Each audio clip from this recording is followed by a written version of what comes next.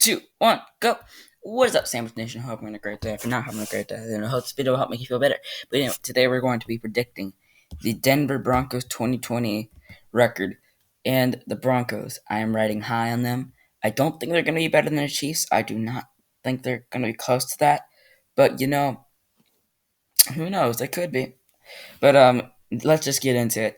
Week 1 against the Tennessee Titans. I had the Broncos winning this one.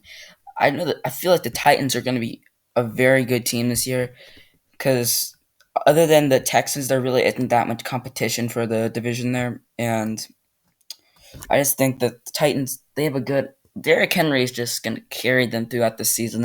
I think that I think he's going to be a little bit of a drawback from last year, but still.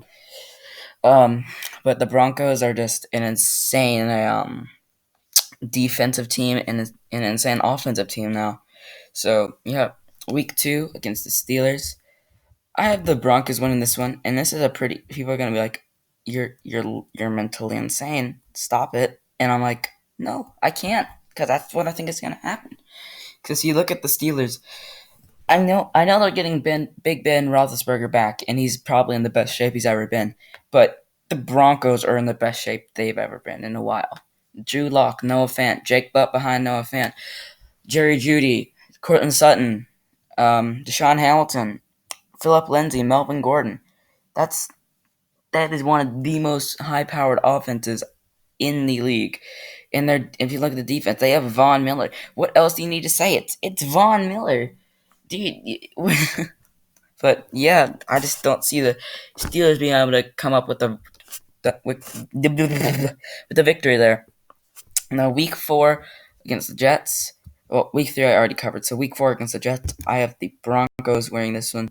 The Jets, I'm just not that confident in this year, unless Sam Darnold has a breakout season, which I think this season will be his best season because maybe he'll be getting into the swing, but also this also might be a down year for him because I lost Robbie Anderson, so that's gonna be a large factor.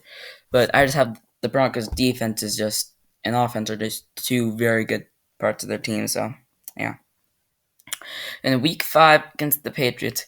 So this one I had a little bit of trouble deciding on because it's like before I had the Broncos winning this one because they didn't have Cam Newton, they just had Jared Stidham. But now that they have Cam Newton, it's kind of a tough decision for me. I already have my decision made, but it was more of a tough decision for me. And this might surprise a lot of people, but I actually have the Broncos winning this one.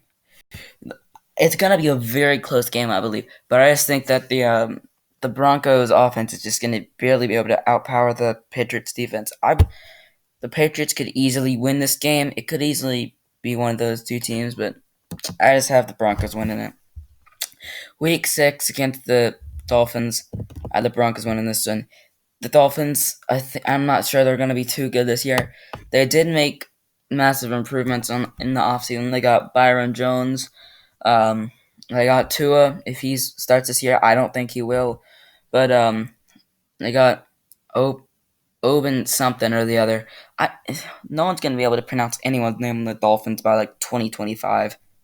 Calling it, but that was the worst laugh I've ever heard. But yeah, weeks 7, 9. I've already covered those.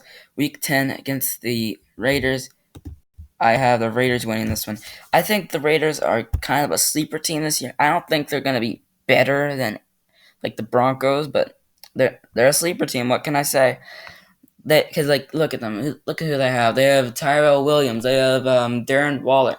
They have what's his name? They have Zay Jones, Hunter Renfro, Henry Ruggs, and you can't forget about Derek Carr, who had a good season last year, and Josh Jacobs. That is a very good offense. I think they're on defensively, it's a little bit questionable, but I just have the Raiders coming out with the win here. Week 11 against the Denver Broncos. I have the Broncos against the Chargers. I have the Broncos winning this one. I actually have almost every team in this division sweeping the Broncos or sweeping the Chargers because I'm not sure the Chargers are going to be able to be that good this year. I think that Justin Herbert is definitely a downgrade from Philip Rivers, and like who knows, Justin Herbert could be a breakout star and take the league by storm. But I just don't think that's gonna happen. I don't think he's quite good enough. I think he'll need a couple years just to get going. But yeah, week 12, 13, and 14 already covered those. Week 15 against the Buffalo Bills, I had the Broncos winning this one. The reason I have the Broncos winning this one is because if you look at like the Bills have got Stephon Diggs in the offseason. I think Josh Allen's going to take a large step up. I think this is going to be his best season. Because of Stephon Diggs, last year he didn't really have anyone to air it out to. I mean, his two wide receivers were like second string wide receivers in my opinion for most of them. But yeah, and week 16 against the Chargers again. I have the Broncos winning this one. Same reason as week 11. Now week 17 against the Raiders. I think that the week 10 and week 17 are both going to be close games, but you know what they say, home field advantage, I guess. but not, but like, look at this team. Look at the Raiders. I'm just not quite sure their defense is going to be able to hold up close to the end of the season. And yeah, that's pretty much it. Well, there we go. I have the Denver Broncos finishing at a pretty good 11-5 record. And yeah, that's all I have to say for this video. So, um, thank you for all the views and subs lately. I appreciate it. And yeah, goodbye, Sam's Nation.